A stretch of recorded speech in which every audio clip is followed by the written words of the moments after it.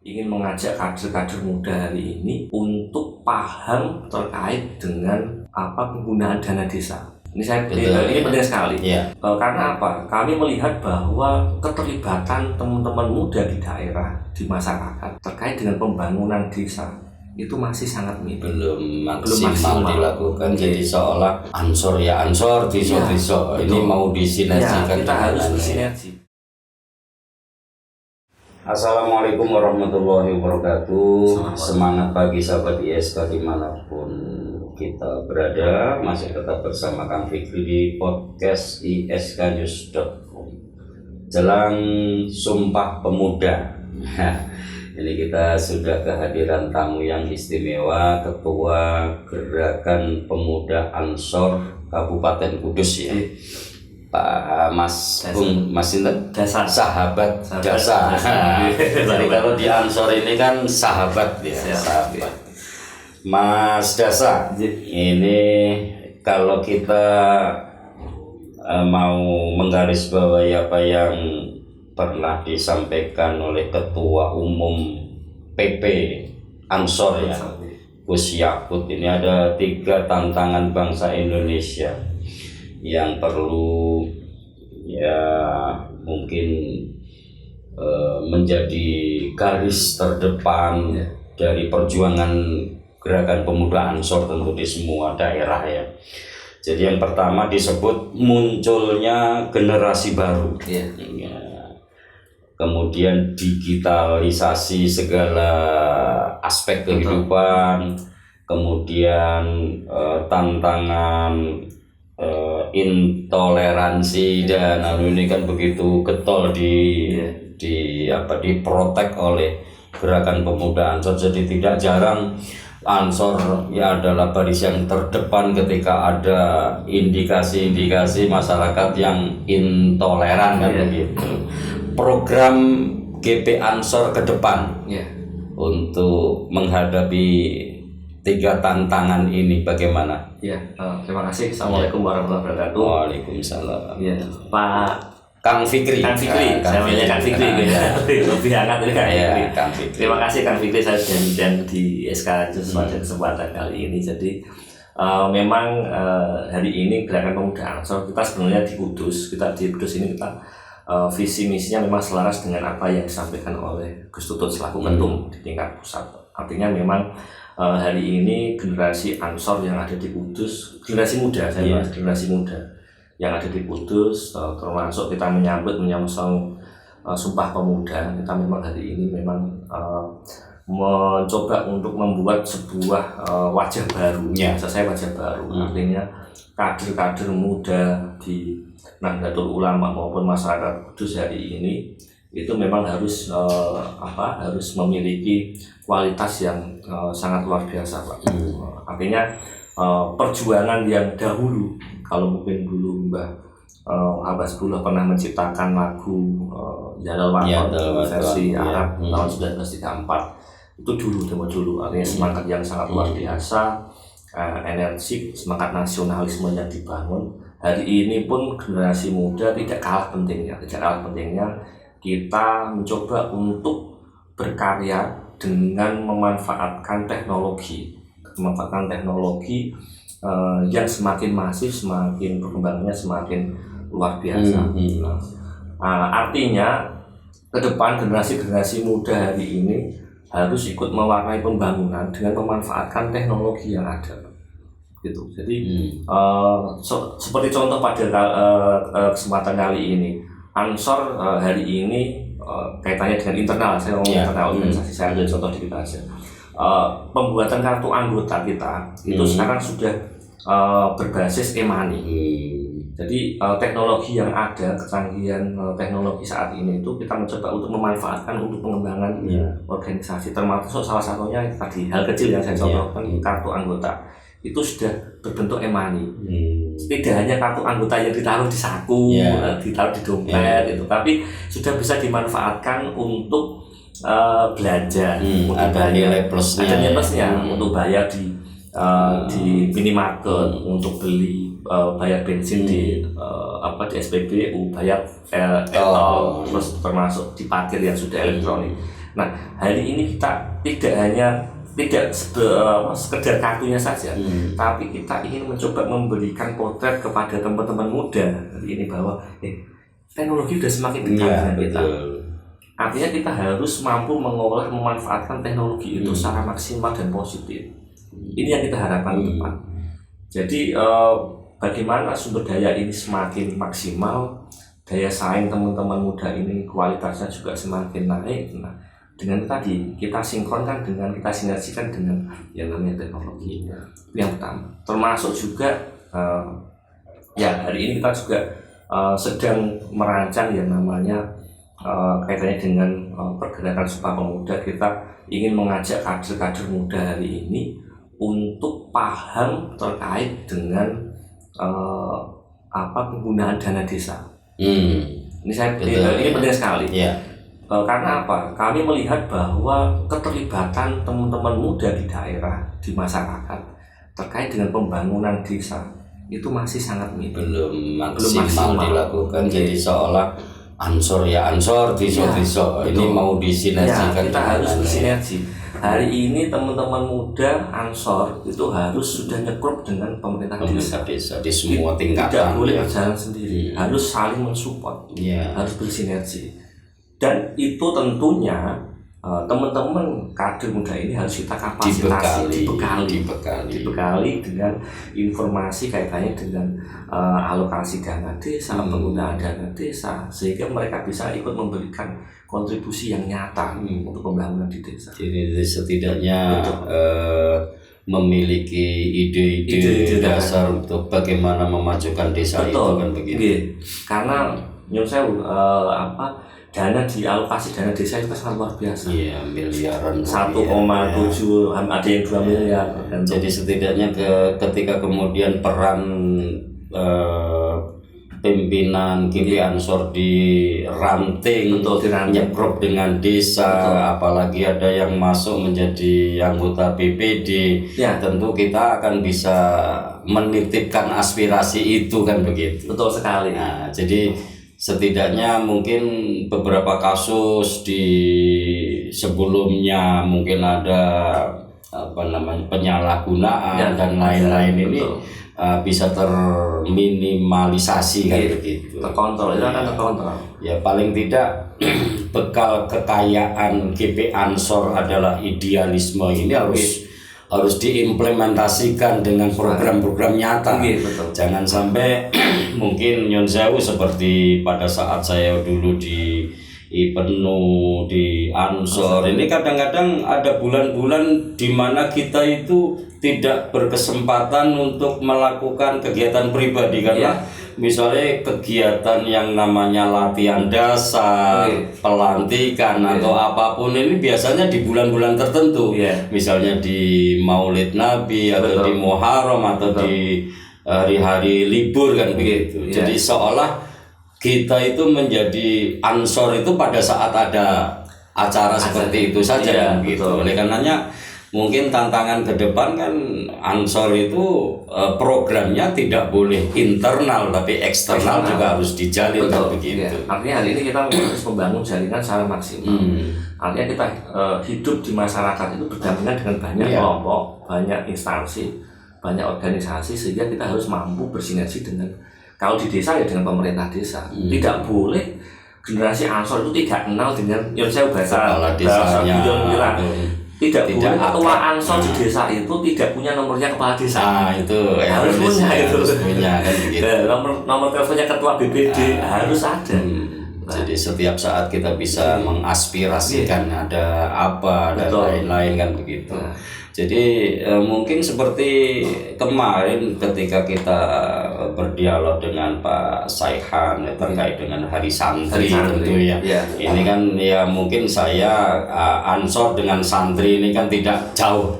Nah, sehingga ya paling tidak harapan dari kami yang ada di masyarakat ini GP Ansor menjadi garda terdepan mengawal peraturan-peraturan daerah yang mungkin saat ini masih banyak dilanggar.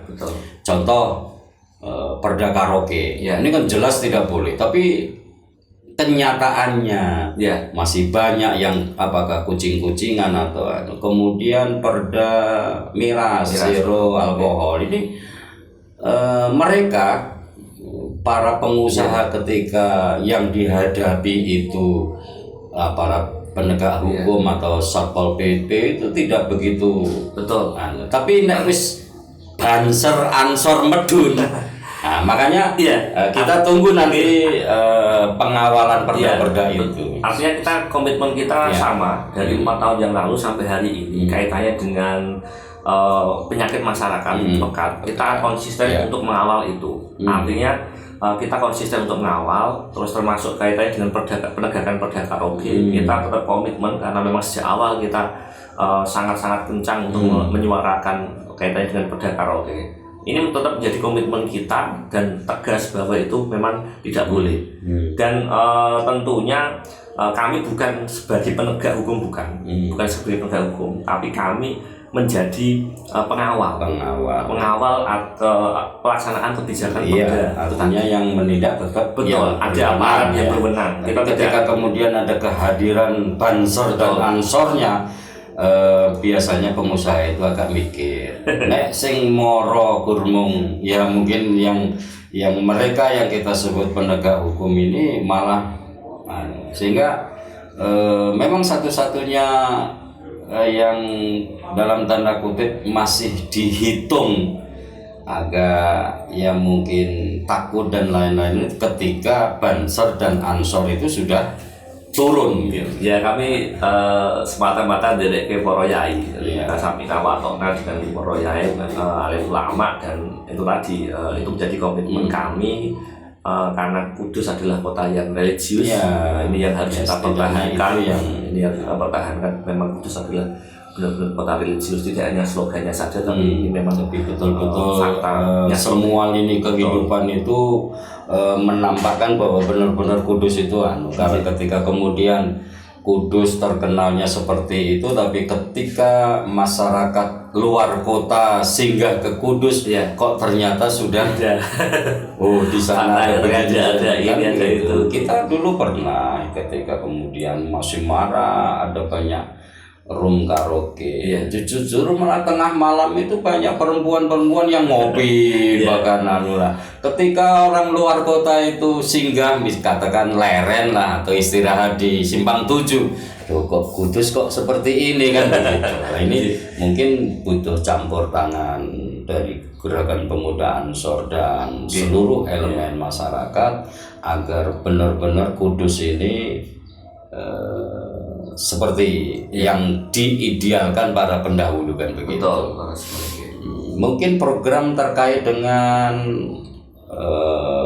tenaga kerja ini, Ansor ini kan identik anggotanya itu selesai sekolah atau selesai kuliah, kemudian kebanyakan angkatan kerja kan gitu. Untuk program PC Ansor ke depan terkait dengan kebutuhan anggota. Nah hari ini kita memang sedang menyiapkan, karena memang urusan yang baru. Hari ini kita menyiapkan formula kaitannya dengan kebutuhan keterampilan teman-teman. Kita bekerja sama dengan banyak pihak untuk mencoba untuk mewujudkan, memadai teman-teman sesuai dengan potensi minat teman-teman. Yang senang pertanian kita siapkan lahan pertanian. Kita saat ini punya lahan pertanian juga. Yang senang peternakan kita siapkan ternak. Untuk teman-teman untuk mencoba belajar bersama-sama dengan penggunaan, sekali lagi generasi milenial ini dekat dengan yang namanya teknologi, dengan memanfaatkan teknologi yang tepat guna ini supaya menghasilkan hasil yang luar biasa gitu. Dan banyak lagi teman-teman yang lain nanti kita coba kapasitasi, kita berikan wadah-wadah ruang sehingga teman-teman mampu mengembangkan tadi jiwa wirausahanya juga. Kalau Kudus itu Gus Jigang. Nah, kita ingin itu tadi spirit Gus Jigang itu juga menjadi terbenam di teman-teman Ansor Gus Jigang. Jadi paling tidak program Ansor ke depan ini tidak hanya mungkin dari musyawarah pemilihan, kemudian pelantikan, lalu tidur, nanti ada muscap lagi kan gitu. Insya Allah tidak. Makanya ya kebetulan saya dulu pernah di dalamnya, jadi selalu monoton gitu lah, artinya dari tahun ke tahun, dari periode ke periode itu selalu mungkin copy paste, jadi tidak mencoba melihat eksternalnya. Kadang-kadang mereka itu hanya besar di kandangnya sendiri, sementara ketika kita keluar ini ternyata, tapi saya melihat saat ini itu begitu luar biasa, sehingga harapan kita Gerakan Pemuda Ansor ini mampu bersinergi dengan pemerintah. Artinya mungkin kalau hal-hal yang berhubungan dengan keterampilan tadi kan di BLK banyak paket lah, artinya miliaran rupiah digelontorkan, sehingga supaya BLK sendiri dalam memilih orang ini tepat sasaran, tepat guna. Jangan seperti yang kemarin-kemarin begitu luar biasa dapat hibah alat apapun tapi tidak berhasil guna dan berdaya guna maksimal. Makanya kita memetakan itu, kita punya potensi kader yang siap untuk diterjunkan, tidak hanya di lingkup daerah, tapi juga di tingkat provinsi maupun pusat. Kita juga bersinergi dengan program-program yang ada di sana, gitu. Terutama kayak hari ini tuh dengan Dinas Tenaga Kerja, hari ini kita ada pelatihan, kaitannya dengan UMKM, kita ada pelatihan hari ini. Kita kirimkan teman-teman kader-kader muda Ansor. Jadi paling tidak kalau dari perbaikan ekonomi anggotanya ini bisa dicapai, untuk menjadi Ansor ini kan betul-betul lah, jangan mungkin seperti yang dulu lah, artinya pokoknya untuk seremoni saja kan, sehingga ya di semangat Hari Sumpah Pemuda ini, apa pesan panjenengan sebagai Ketua Gerakan Pemuda Ansor Kabupaten Kudus untuk generasi yang akan datang, ini dan yang akan datang? Jadi saya ingin mencoba memberikan pesan pada teman-teman muda lah. Secara umum saya teman-teman muda, kader-kader muda hari ini, bahwa teman-teman kader muda hari ini tuh harus harus mampu mewujudkan yang namanya kreativitas, inovasi, terus juga pemanfaatkan teknologi yang tepat guna dan positif. Ini harus dimaknai oleh teman-teman muda sebagai kebangkitan kita untuk menjadi generasi milenial yang memang nantinya akan menjadi pucuk pimpinan, mengganti generasi-generasi sebelumnya, dan kita menjadi generasi-generasi yang produktif. Jadi saya ingin memberikan pesan kepada teman-teman muda bahwa kegigihan hari ini itu tidak selesai hanya dengan bercakap-cakap saja, tapi memang harus direalisasikan dengan action yang nyata, dengan inovasi yang tiada henti dan kreativitas. Jadi sedikit terhadap mungkin ketika ada gerakan-gerakan yang dalam tanda kutip berbau radikalisme dan intoleransi ini, kesiapan GP Ansor sendiri? Kami dari Ansor dengan garda terdepan kita ada Barisan Ansor Serbaguna, ada Banser. Kita menjadi lini terdepan kaitannya dengan menyikapi hal-hal yang kaitannya disampaikan intoleran, karena ini tidak sesuai dengan ranah negara kita yang berupa negara hukum. Kita punya aturan hukum, kita memang sangat-sangat tidak sepakat kaitannya dengan intoleran, sehingga ketika ada intoleran apapun, termasuk tindakan-tindakan yang sifatnya anarkis, ini kita insya Allah Ansor akan menjadi garda terdepan untuk mengawal itu tadi, untuk menolak kaitannya dengan intoleran. Jadi tetap konsisten terhadap garis perjuangan Islam Ahlus Sunnah wal Jamaah tentu ya. Jadi tanpa meninggalkan tantangan kekinian, dan harus tetap belajar teknologi supaya kita tidak ketinggalan teknologi kan. Bakti kita itu, khidmah kita itu terhadap ulama, para kiai, terhadap organisasi, bangsa, negara, NKRI kita tercinta. mungkin sedikit terhadap persoalan pandemi ini. Nah, menurut artinya mungkin ada Perbu 41 2020 yang kita tetap konsisten harus menjalankan kehidupan di era baru, di new normal. Peran Ansor terhadap sosialisasi dan edukasi kepada masyarakat. Ya, kita sejak awal kaitannya dengan pandemi, karena ini juga secara otomatis kemarin itu memang berdampak terhadap kelangsungan organisasi, Pak. Jadi kita harusnya pelantikan itu kemarin awal-awal tahun, tapi karena ada pandemi, kita akhirnya baru pelantikan kemarin di bulan September. Tapi pandemi kemarin tidak menyurutkan spirit semangat teman-teman organisasi ini, Ansor ini, untuk tidak berbuat di tengah masyarakat kaitannya dengan pandemi. Kita bergerak bersama-sama dengan masyarakat. Kita menjadi pelopor pemuda di tengah masyarakat kaitannya dengan pandemi. Banyak gerakan-gerakan yang kita lakukan kaitannya dengan pembagian masker, terus pembuatan tempat cuci tangan sederhana yang kita distribusikan ke fasilitas-fasilitas umum, di tempat-tempat umum, di keramaian, di pasar dan sebagainya. Termasuk juga ada keterlibatan teman-teman di tim pemakaman yang kaitannya dengan protokol COVID. Nah, ini kita lakukan, dan kami secara umum teman-teman kader ini menjadi pelopor di tengah masyarakat kaitannya gerakan itu tadi, memakai masker, menjaga jarak dan mencuci tangan menggunakan setidaknya menjadi bagian dari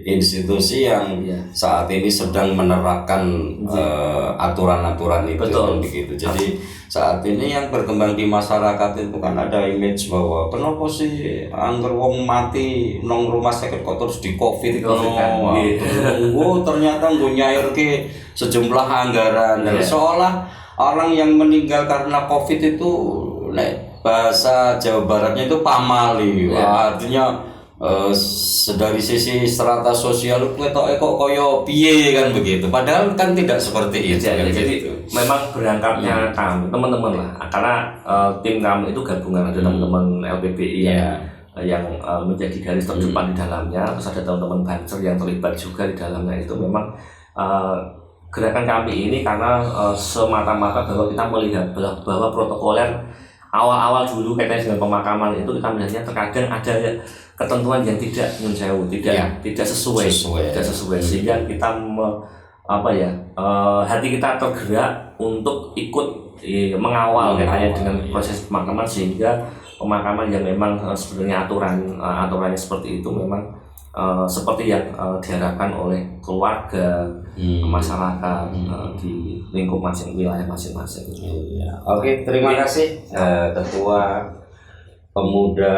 Gerakan Pemuda Ansor Kabupaten Kudus ya sudah bersama kami, bahwa dalam rangka memperingati Hari Sumpah Pemuda ini tentu tidak hanya yang seremonial saja ya, banyak hal yang bisa dilakukan untuk mengisi Sumpah Pemuda itu, karena kekayaan pemuda ini adalah idealisme. Jangan sampai Gerakan Pemuda Ansor khususnya itu idealismenya meluntur kan begitu. Semoga saja negeri ini tidak kualat atas banyaknya sumpah yang sering diucapkan namun tidak bisa dijalankan. Jadi kadang-kadang hampir semua pejabat ketika mau mendapatkan amanah jabatan itu mesti pakai sumpah. Anggota DPR semuanya pakai sumpah. Tapi nyatanya ada sebagian kecil dari mereka itu melanggar sumpah kan begitu. Oleh karenanya mudah-mudahan negeri ini tetap aman, kondusif, tidak kualat karena banyak sumpah yang dilanggar. Terima kasih. Terima kasih Kak. Ya, demikian sahabat ISK yang ada dimanapun berada, kita sudah kehadiran tamu Ketua Gerakan Pemuda Ansor Kabupaten Kudus. Tetap bersama Kang Fikri di podcast isknews.com karena banyak hal ada di sini. Terima kasih. Assalamualaikum warahmatullahi wabarakatuh.